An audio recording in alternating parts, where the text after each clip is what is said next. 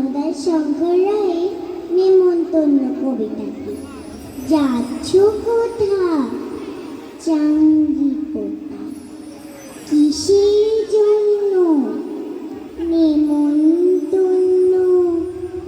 বিয়ে বুঝি না বাবুজি, কিসের তবে ভজন হবে? শুধুই ভজন, প্রসাদ ভজন? কেমন প্রসাদ?